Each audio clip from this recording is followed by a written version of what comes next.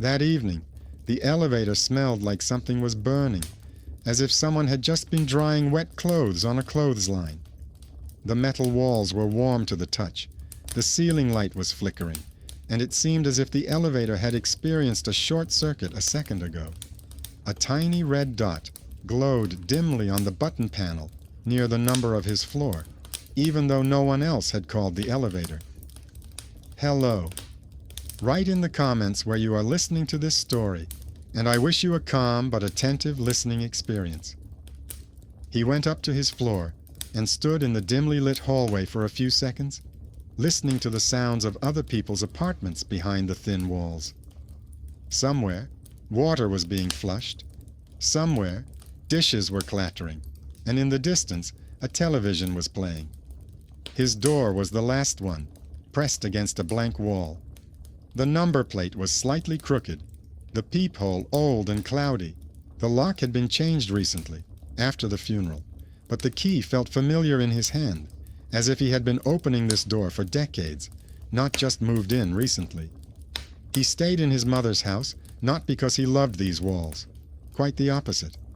He had dreamed of spending only his childhood in this neighborhood, and then leaving for anywhere where he wouldn't have to count every penny and listen to his neighbors arguing about the trash in the stairwell. But it turned out differently. A rented apartment, loans, a job that only paid enough to keep him from starving, not enough to fulfill his dreams. After her death, the choice was simple.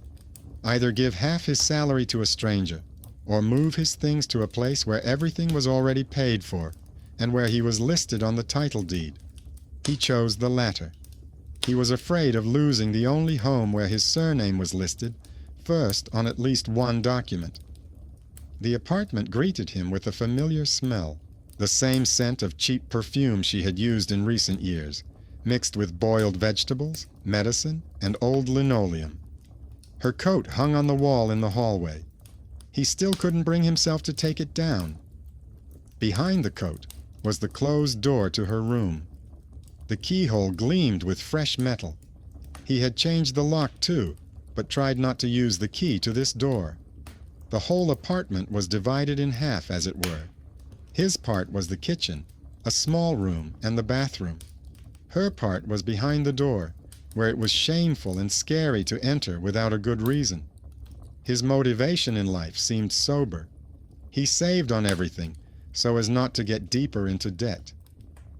After his shift, he would run to the supermarket closer to home, buy ready-made cutlets on sale, the cheapest milk and cereals. He often came home late, so tired that dinner seemed like an unnecessary luxury. When she was alive, his mother scolded him when he did this, calling it living on breadcrumbs. Now there was no one to scold him, but the habit of skipping regular meals remained. And on those days when he saved time and went to bed on an empty stomach, strange things happened most often. The first strange thing was the silence behind that door. Not complete silence, but a kind of tense silence. From the first day after the funeral, he sometimes heard a slight creaking in the hallway, as if someone were walking on the old parquet floor in the room. During the day, it could be attributed to the neighbors upstairs. But in the evening, when he came home late, everything in the house had already calmed down. Only in his apartment sometimes, following exactly the same path, someone seemed to walk from the window to the wall, turn around, and walk back. The sound was like a bare foot lightly scraping the floor. He tried not to pay attention. He turned on the TV in the kitchen and opened the news on his phone to distract himself. But once, passing by a closed door, he noticed a narrow strip of light above it. He had turned off the light switch in her room just in case on the first day when the notary was there. No one had been in there since. The light bulb couldn't be on by itself. However, the light was coming from there. Warm, yellow, like from a table lamp. He stood with his hand on the handle. For some reason, the key in the lock was not turned all the way. He remembered clearly that he had turned the door handle all the way. Now it looked as if someone had recently touched the latch from the inside. His hand trembled, but he stepped back. Her clothes, medicines, and photographs were still inside. Breaking in late at night, when he hadn't slept for several nights anyway, seemed like a test he wasn't ready for. The second detail awaited him in the kitchen. There was a plate of soup on the table. Hot soup. The steam had almost stopped rising, but the glass on the lamp was slightly fogged up, and the spoon in the soup was trembling slightly, like a pendulum. There was also soup in the pot on the stove. He remembered that he had cooked a large portion on his day off and put it in the refrigerator, but he definitely hadn't reheated anything before work that evening. There were no dirty dishes in the sink, and there were no traces of recent heating on the burner. It looked as if someone had calmly come in, poured him a bowl, placed the spoon with the handle on the edge, neatly as she used to do, and left without touching anything else. The neighbor from the landing confirmed only one part, that habit still lived here. An elderly woman in a knitted sweater liked to stop him in the hallway and ask how he was doing. Each time, she remembered her mother, how she always wiped the railing, scolded people for littering, and brought pies to the neighbor's children. At one point, the neighbor lowered her voice and said that she could hear someone walking around in the apartment at night again. She added that the chair in her room creaked, just like it used to when his mother sat down by the window. She added that she herself was scared, but she believed that the soul does not leave until it is convinced that everything is fine with her son. He attributed her words to her age, her impressionability, and the empty life of the old house. But each such remark added another subtle layer to his existing observations. The line of trifles became dense. A spoon in the soup, light under the door, the creak of a chair that he recognized without fail. The chair in her room stood right by the window, its legs leaving characteristic arched scratches on the parquet floor.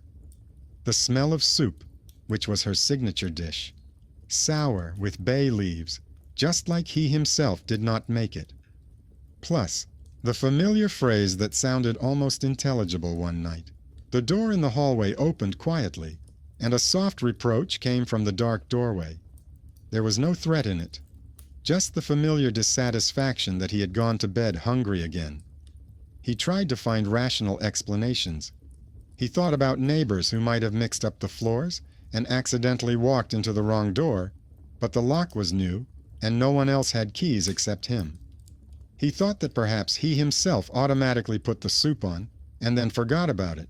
But on the days when this happened, he remembered every minute of the evening because he tried not to think about the funeral and clung to every little detail of everyday life. He thought that the spoon might be shaking from vibration, but the house was quiet.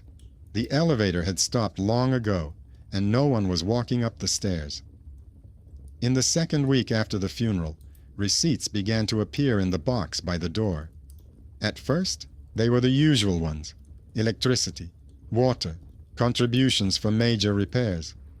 Then one with a strange note: reminder to renew the hot meal delivery program.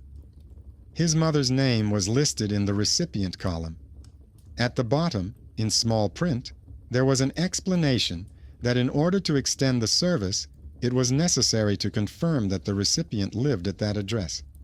He remembered how, in the last months before her death, soups and porridges had been brought to her home from the District Social Services Center. At the time, he had been relieved, seeing it as free help that did not require money or time. Now this line suddenly coincided with a hot bowl of soup that he himself had not put out. He called the number provided. They explained to him that the program was indeed still in effect, but according to the documents, his mother had to personally confirm her participation. Otherwise, the service would be discontinued. The employee on the line was surprised that he knew nothing about it. She said that they had not received any information about her death and asked who currently lived at the address. He answered honestly. He was asked to bring the certificate and fill out a termination form. At the end, the woman added that according to their records, the last delivery had been made after his mother had been admitted to the hospital. The recipient had signed with someone else's handwriting. It was not her signature. This was his first small investigation.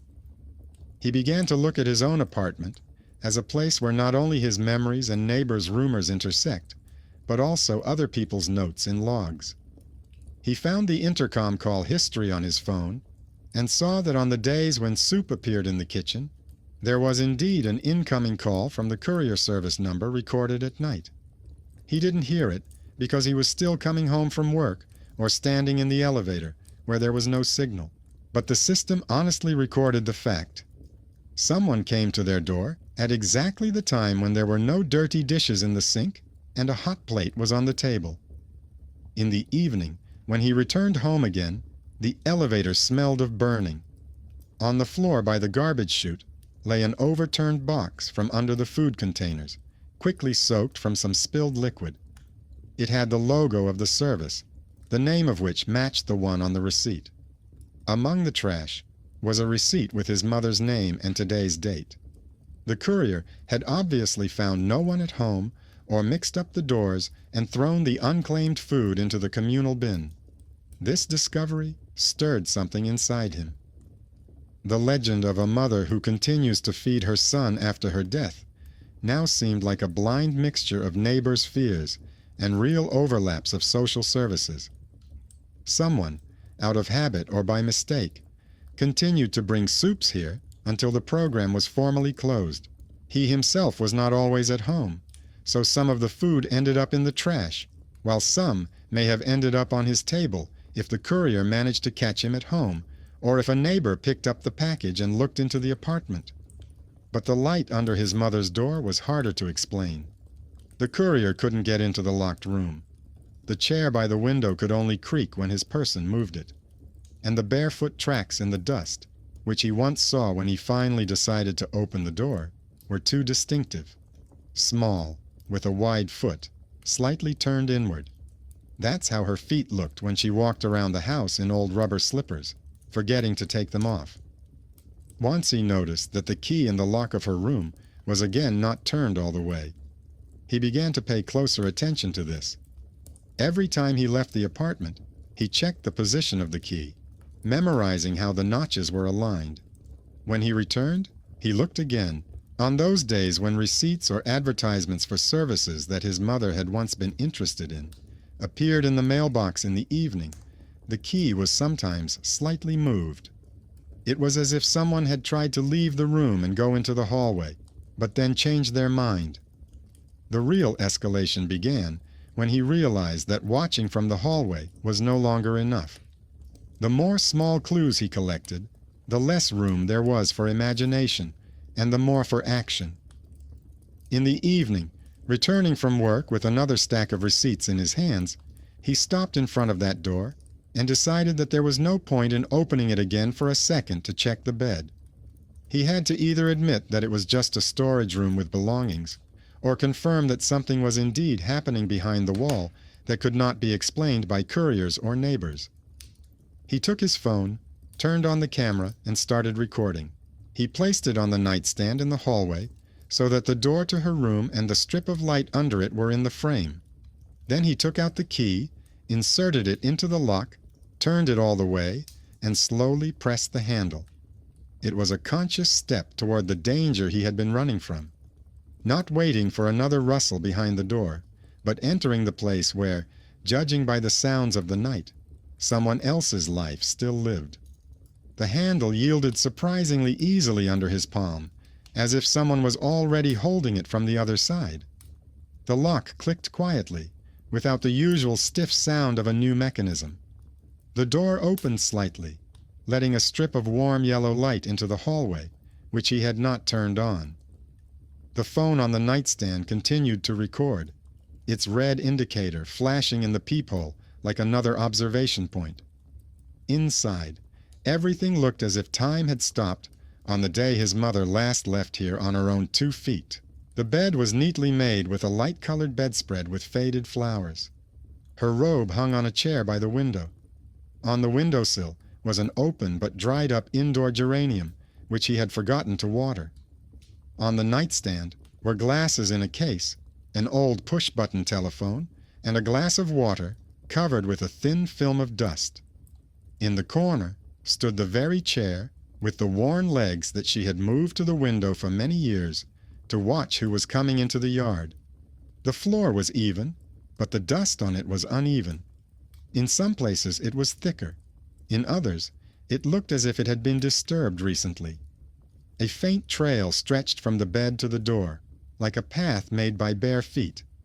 Not even fingerprints, but barely noticeable elongated spots. He stopped at the threshold, afraid to take a step and smear the picture. He understood that the traces could have been left before he changed the lock. But under his feet, the fresh dust, untouched for weeks, crunched distinctly. The light came from a table lamp with a yellow shade. The switch on the wall was at the bottom.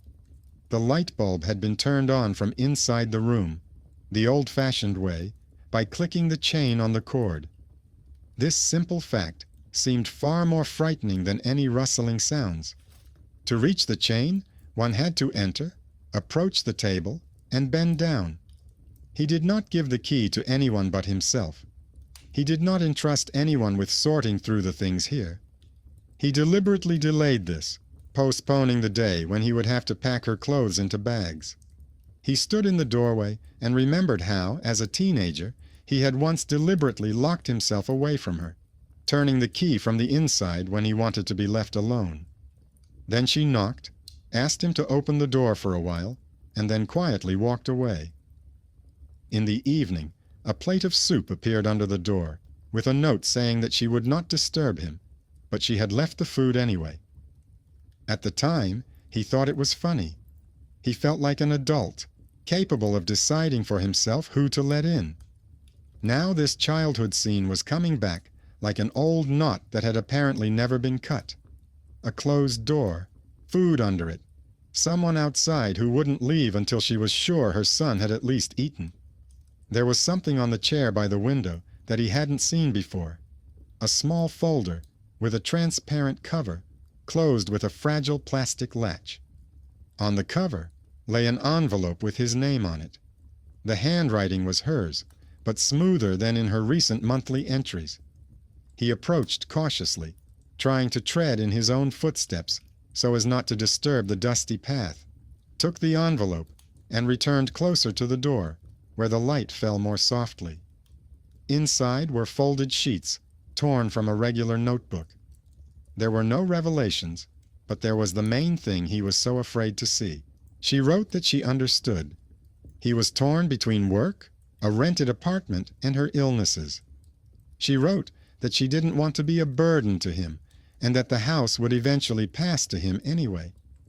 She asked him not to hold on to things if it became too difficult, but emphasized that she wanted there to be a place for him to come to when other doors closed.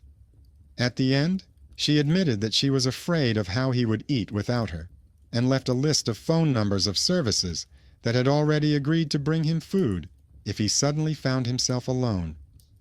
This list matched the names of the services listed on the receipts. It turned out that she had arranged not only her own meals in advance, but also the possibility of transferring the contract to him. In the notes section at the bottom, there was a note from an employee. Son refuses help, says he can manage on his own. The signature was his. At one time, he was annoyed by the very fact that strangers were discussing his life as if it were something that could be immediately fixed by the service. He came to the appointment with his mother, listened to the social worker's speech about how men his age often forget about themselves, signed that he understood everything, and on the way out told his mother that he didn't want anyone running after him with pots and pans. Now this quick, semi-sarcastic gesture returned as a persistent detail: soup on the table and receipts addressed to a woman who was no longer there. At the bottom of the folder was one more thing: a small magnetic key to the intercom, a different shape from the one he used. Attached to it was a piece of paper with the words, "For Lena." That was the name of his neighbor on the landing. He remembered how his mother had often invited her over for tea in recent months, and then complained that she was too nosy, but still continued to open the door for her. Apparently, she had given her neighbor access so that she could come over if something happened to her and help her son. Now that explained how hot soup could end up on the table on days when he was on the verge. It wasn't a mystical plate from the other world, but a neighbor with a spare key who, out of old habit, would put the bowl on the way from the kitchen to the hallway and quietly leave so as not to impose. He put the papers back in the folder, and only then dared to look more closely at the marks on the floor. They were uneven, smeared in places toward the kitchen. Considering that Lena often walked around the house in soft slippers, part of the trail could well have been hers.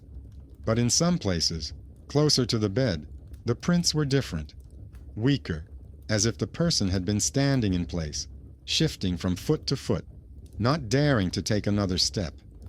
There was nothing supernatural about it, but the feeling of presence still made his chest feel tight. He left the room, locking the door with one turn of the key. He put the phone on the table and rewound the recording. The video showed him opening the door, going inside, taking out the folder, and returning. No shadows moving separately from him, no glowing lights, just him and the old things. The strip of light under the door appeared while he was still in the elevator. That meant the lamp had been turned on before he arrived. There were two possibilities: either a power outage that affected the network in this particular room, or someone with a magnetic key to the intercom, and possibly their own set of keys, had come in and done something while he was going up. In the evening, he caught Lena in the hallway. She was carrying a bag of bread and milk, looking tired but attentive. He asked if she knew anything about a magnetic key with her name on it. She nodded and said that her mother had asked her to drop by sometimes when he didn't answer the phone. She added that after the funeral, she had tried to help him with food a couple of times because she couldn't bear to hear him slam the door and go to bed in an empty apartment. She admitted that she had put plates on the table and left, not wanting to bore him with lectures. Regarding the light in the room, she said that she did not go in there because she considered it his boundary. He felt irritation rising inside him, not at her, but at the situation.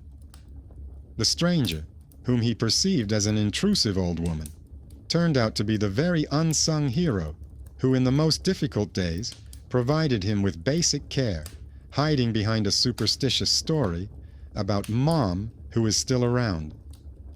Lena wasn't trying to play mystical games.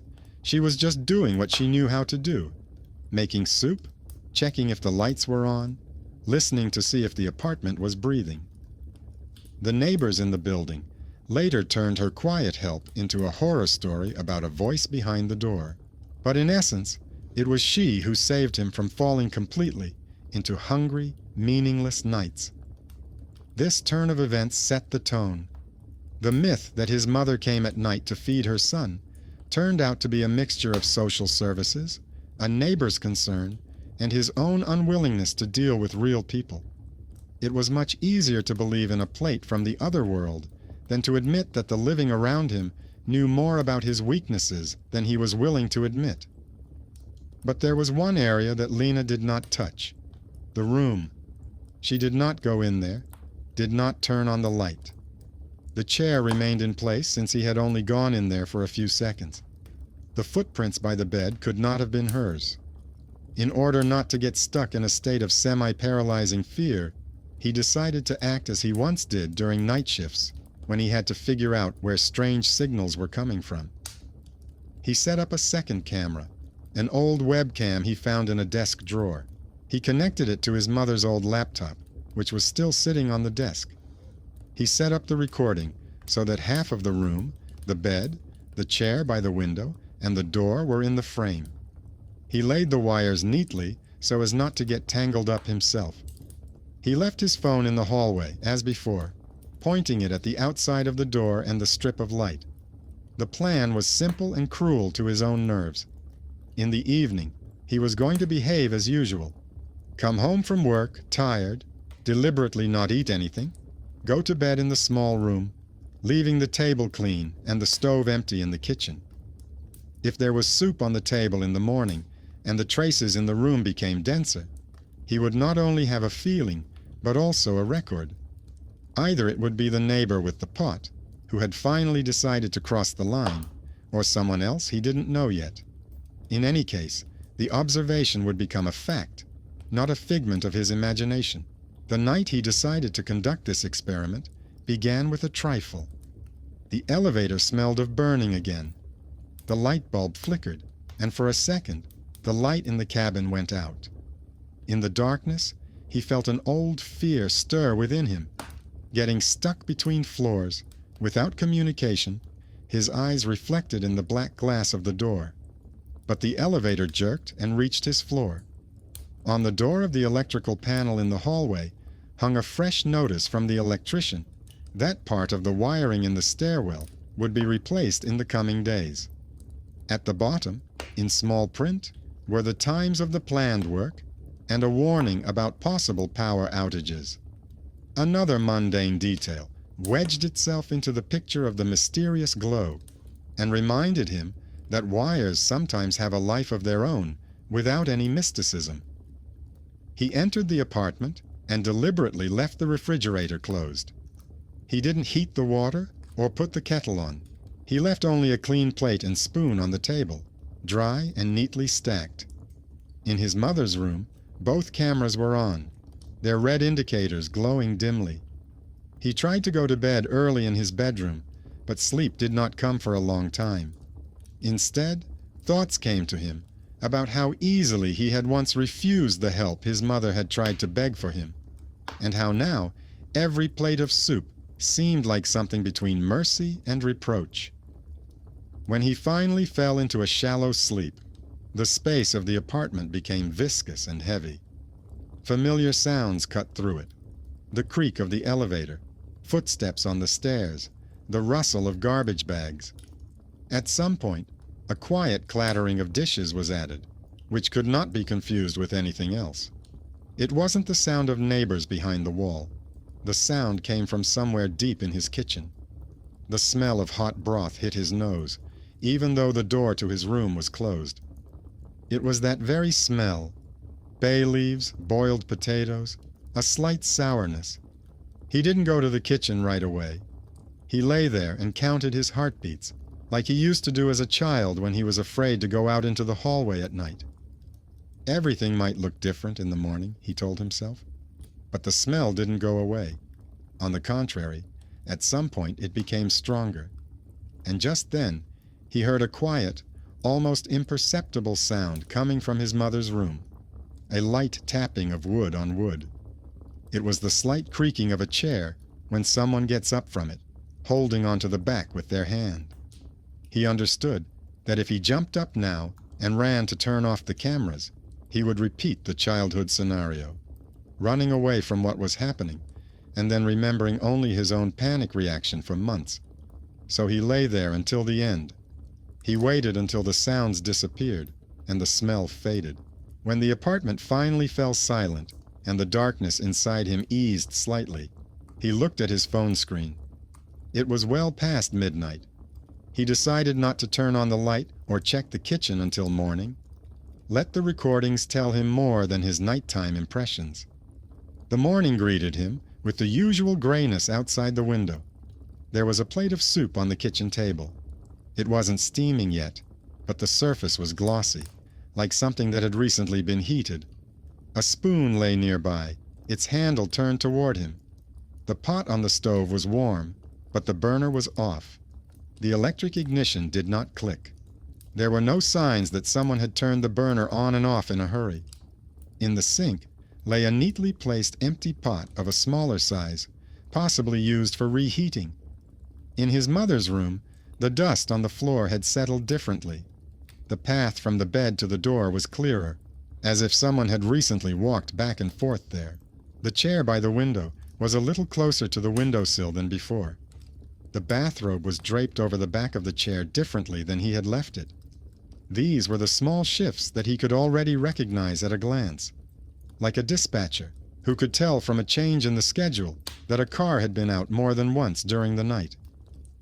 He sat down at his laptop, where the webcam had been recording all night. He fast-forwarded the video to the middle, when he could almost smell the soup. The screen showed the room plunged into semi-darkness. Only a thin strip of light was coming through the crack in the door in the hallway. 10 minutes after he left, there was movement in the frame.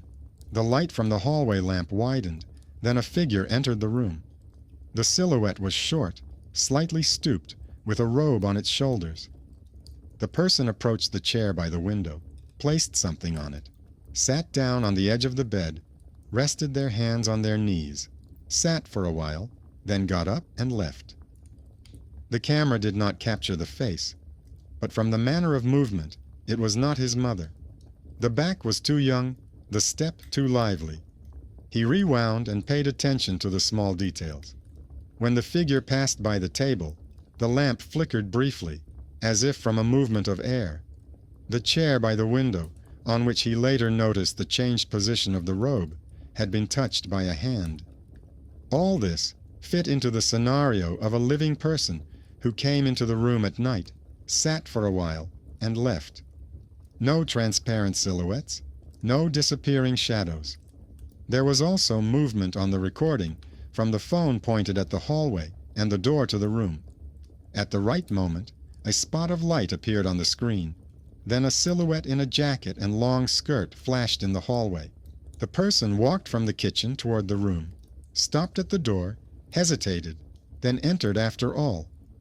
After a while they came out. They walked toward the exit, but not all the way. The trajectory shows that the figure turned toward the kitchen, then returned to the hallway, and only then left the apartment. The handle on the front door moved as if it had been released abruptly and not slammed shut. He paused the recording and looked closely at the proportions, the silhouette, the line of the shoulders.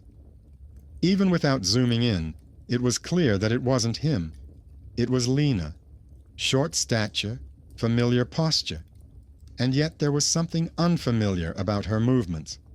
Not only concern, but also confusion, as if she were fulfilling someone's request, but without fully understanding what to do next. Zooming in on the recording, he once again made sure that the figure in the room was not a ghost, but a very much alive woman. The characteristic movement of her shoulders, the way she placed her feet slightly to the side, the familiar robe he had seen on his neighbor dozens of times. Only one thing didn't add up. Lena swore she didn't go into her mother's room. In the video, she not only entered, but also sat on the edge of the bed, then got up and lingered by the chair by the window, as if listening to something in the dark. He saved the video, took several screenshots, and left his laptop open on the table. He managed to meet Lena in the afternoon by the elevator. She was carrying a bag of groceries again and asked, as usual, if he needed anything from the store. He invited her into the apartment, showed her the folder with her magnetic key, and carefully recounted everything he had learned about the list of services, about the last delivery, about her nighttime trips. Then he turned the laptop screen toward her. The woman was silent for a long time, looking at herself on the recording, then leaned her hand on the back of the chair and admitted that she had entered the room several times, contrary to her own promise, because she was afraid that he would completely withdraw into himself. Her dry, disjointed explanations formed a new thread in the old story. When he was little, she worked part-time as a nurse for his father, who was recovering from surgery. At that time, his mother asked her to keep an eye on the house while she napped between shifts. Then life separated them, until his mother's illness brought Lena back to this apartment as a neighbor and helper. It turned out that while his mother was still alive, she had asked her to look after her son if anything happened, and not to let him go without food. Lena initially refused, saying that a grown man could take care of himself, but in the end, she took an extra key and a list of services. This long-standing agreement, made between two women without his involvement, now quietly governed the nightly bowls of soup and the rustling in the hallway. After she left, he sat down at the table again and took care of the paperwork. He went to the social services center and picked up the visitor log. There, in neat columns, were the dates, his mother's last name, and a note about her visit before her condition seriously deteriorated. Next to it was his surname and that very refusal when, irritated by excessive care, he had signed a statement saying that he did not need hot meals. The employee, showing him the log, explained that after a client's death, the system did not always immediately cancel the service, especially if there was no official notification. She added that neighbors and relatives often perceive such glitches as something strange and tell stories about signs. Her voice had the familiar indifference of someone who deals with other people's age and death every day. He went out into the street with a copy of this page in his hands. It contained everything: his mother's attempt to secure his future, his own refusal, the social worker's dry remark, and the chain of errors that led to the soup continuing to be delivered to an empty house. The myth of the plate that appeared by itself was based on very specific overlaps in the system: his mother's old request and his neighbor's nightly trips with a magnetic key. This did not make it any less disturbing, but the fear changed direction. Now, it was not scary that someone invisible was standing behind the door, but how easily living people intertwine services, keys, forgotten agreements, and then get lost in their own legends. When he returned, he looked at the recordings again. At the moment when Lena was sitting on the edge of the bed, something strange was indeed happening in the room. The lamp on the table was faintly flickering on and off, even though the wiring was fine, according to the electrician. In one of the frames, he noticed that the glass frame with his mother's photo reflected not only a chair, but also a strip of light from the hallway, even though the door was closed. This could be attributed to the peculiarities of the angle, but in combination with the increasingly distinct trail of dust around the bed, it seemed that the place was not completely giving up its position. It was as if his mother, who had built a support network for him out of neighbors and social services while she was still alive, was now holding this structure around him until he decided what to do next. His own hidden talent, the ability to organize schedules, receipts, phone calls, and notes into a single scheme, unexpectedly became the only way to get out of this web. He saw how his old refusal to accept help had become the starting point for this whole chain of strange events: the night deliveries, his neighbor's attempts to intervene discreetly, and his own desire to explain everything in one simple way. Mom is back. This pattern was scarier than any voice behind the door, because it showed how much a carelessly placed signature could resonate years later. By evening, he decided that he could no longer live between a closed door and other people's plates. Either the room would remain a mausoleum, where every little thing would seem like a sign, or it would become part of the house where he actually lived. He chose the latter for himself. The plan was simple: open the door wide, move the chair, sort through some of his things, and invite Lena not as a night shadow, but as a regular guest, during the day, in the light, at a table that he himself would set. Only in this way could he transform the room from a place where it seemed as if someone was walking around to a place where it was clear who was coming in and why. He did what he had been avoiding all this time. In the afternoon, after work, without going into the kitchen or his room, he immediately threw open the door to his mother's room. Not just a crack, but all the way, so that the door was pressed against the wall and could no longer close quietly on its own. He opened the window, letting cold air and stubborn daylight into the room, which bleached the yellow circle of the lamp and made the dust on the floor ordinary rather than mysterious. He moved the chair by the window, away from the windowsill, and placed it closer to the door. He carefully took off his robe, folded it, and put it in the closet. He covered the bed with the same blanket, but did not look for any messages under the pillow. He left only a photograph of his mother and an empty glass on the bedside table. He either secured or moved aside anything that could move, creak, or sway. He turned off the lamp by pulling the plug out of the socket. He left only the ceiling light on, even, unattractive, but honest. Then he called Lena and asked her to come over. No hints, no night visits. He said he had decided to sort through some of his things and didn't want to do it alone.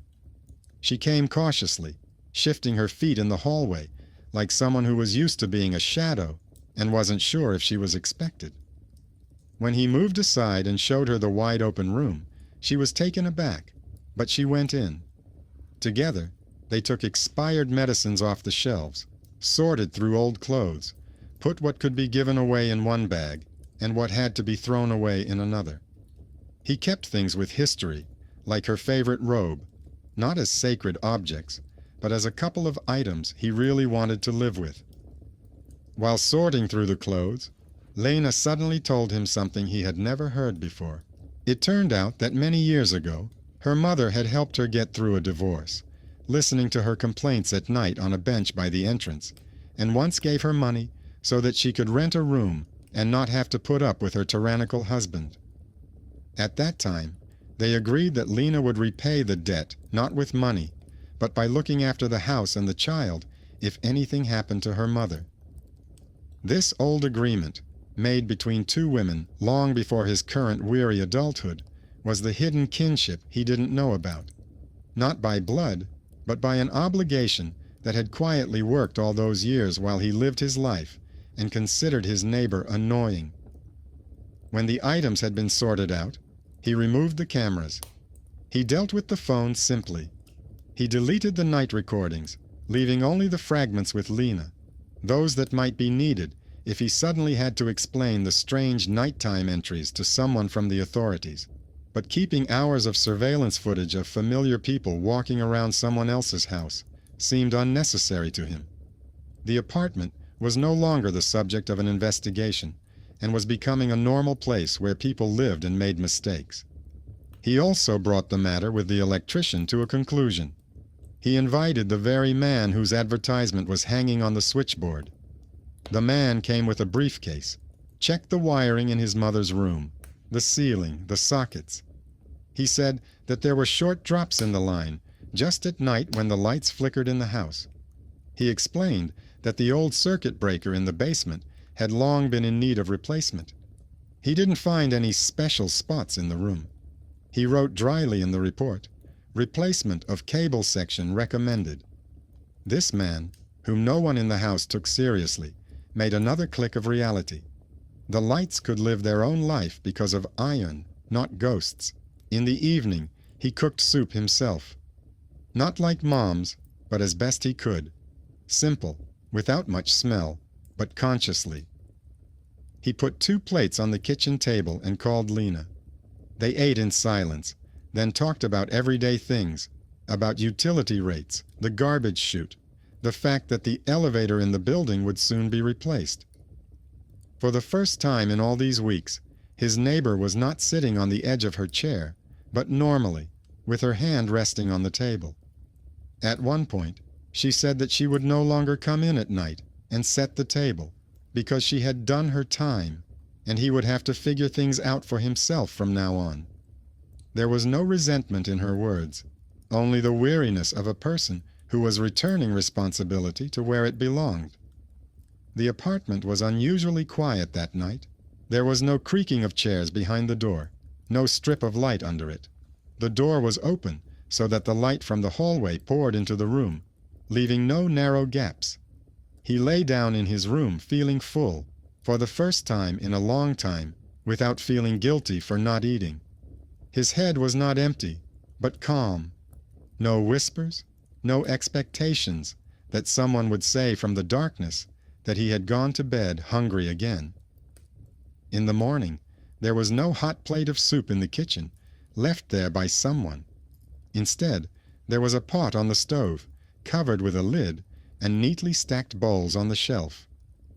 Lena hadn't come. The intercom showed that. Social Services sent a letter stating that the hot meal program for his mother had been officially closed and suggested that he contact them himself if he ever needed help. He put the letter in a folder with her documents, not as a sign, but as one of the sheets that might come in handy later. The myth of the mother behind the door did not disappear completely. People in the stairwell continued to whisper that someone was walking around at night, that the son was living with a ghost. Some added details about the soup, others about the barefoot footprints. Over time, the stories became embellished with details that never existed. He didn't argue. He understood that people needed a simple story where the dead returned to feed the living, rather than a complicated scheme involving receipts, social workers, a neighbor with a key, and his own cowardice in the face of adult decisions. For him, justice turned out differently. While she was alive, his mother did everything she could to ensure that he would not be left without a home or a plate of soup. Busy with work and fatigue, he dismissed her concerns, put them off, and signed a waiver of assistance. After her death, this debt came back to him in the most unpleasant way. At night, which he feared like the sound of footsteps in the hallway. But the moment he opened the door, sorted through his belongings, thanked Lena not silently but directly, and accepted that the responsibility for the house was now his, and not someone else's, the strange phenomena ended. The horror here was not that a dead woman was walking behind the door, but how long he had allowed his own life to go between a closed room and other people's concerns, not daring to take on what had long been in his name in the documents. When he did, the house became ordinary, with old wiring, difficult neighbors, bills, and the quiet smell of soup, which he now cooked himself. His mother remained in photographs, in a folder with her neat notes, and in an old robe in the closet. Not like a shadow feeding him from behind the door, but like a person whose caring habits he had finally learned to repeat without prompting.